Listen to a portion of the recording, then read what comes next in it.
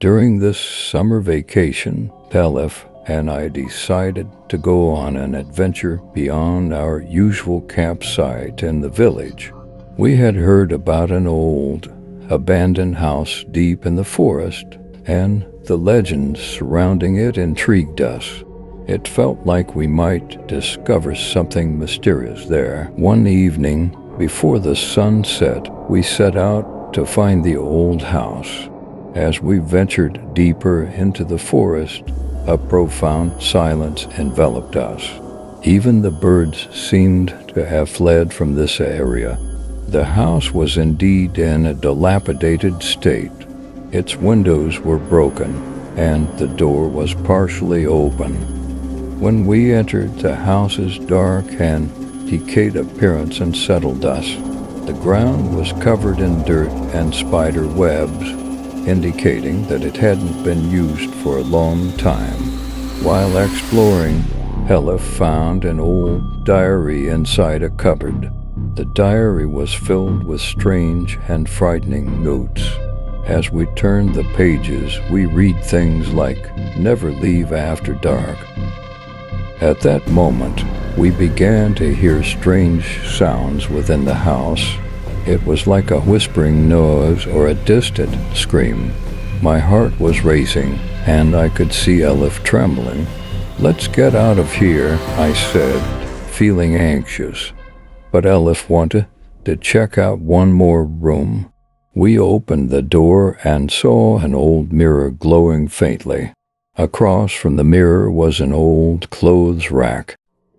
Then we heard another scream, but this time it was very close, almost as if it came from the corner of the room. In a panic, we tried to open the door, but dark silhouettes started to appear from the shadows. The silhouettes looked like they were wearing old clothes, but their faces were completely dark. Their eyes seemed to glow like distant lights in the darkness. With our hearts pounding, we finally managed to open the door. We ran outside, breathless and terrified, and decided to spend the night deep in the forest, not wanting to stay in the house with its dark secrets. The forest grew darker as night fell. The sky was starless and cloudy, making it hard to see where we were going. Only the whispering wind and distant moans filled the silence. We huddled close together under a tree, trying to stay warm through the cold night. Elif shivered and clung to me, and I began to feel her fear. We couldn't sleep throughout the night. As we kept our eyes closed, we heard faint, persistent sounds from the depths of the forest. Each noise made my heart race faster. Elif jumped awake with each sound, clutching me tighter. With the first light of dawn, the forest fell silent. We decided to head back to the village early in the morning. We walked carefully, aware of every step we took. The night we spent in the dark depths of the forest had left a lasting mark on us. When we returned to the village, we didn't tell anyone about the terrifying experiences we had. We could never be sure whether what happened that night was real or just our imaginations, but it would always remain a vivid memory for us. The old house became the stuff of legends in the village. Some villagers spoke of old spirits wandering the forest, but Elif and I knew that the dark forest and its secrets would always linger in our minds. The area where the old house was located eventually became forgotten, but whenever we enter a forest, we carry with us the memory of that old house and the terrifying experiences of that night. The dark forest will always continue to haunt us.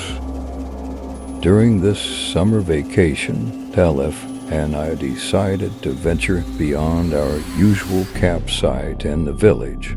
We had heard whispers about an old, abandoned house deep in the forest, and the legends surrounding it intrigued us.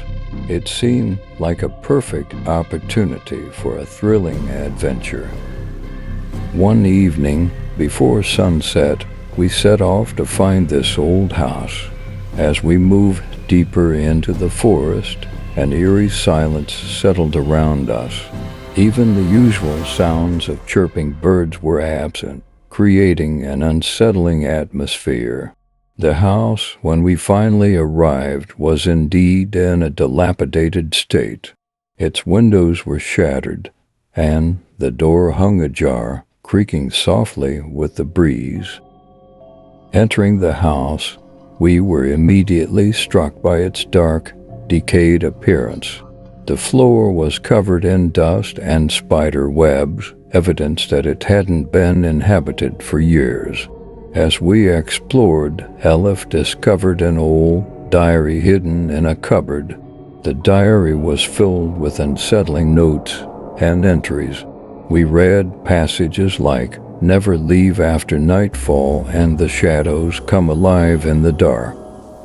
A blood-curdling scream pierced the silence to echo much closer. It felt as though the sound came from the room's corner. In our panic, began to race to open the door. Elif's hands shaking. Silhouettes began to emerge from the shadows. They seemed to be dressed in old-fashioned clothing, but their faces were shrouded in darkness. Their eyes glowed ominously, like distant, malevolent lights. Luminous. Opposite the mirror was an ancient clothes rack, draped with dust-covered garments. Our hearts pounding, we finally managed to burst through the door and fled outside.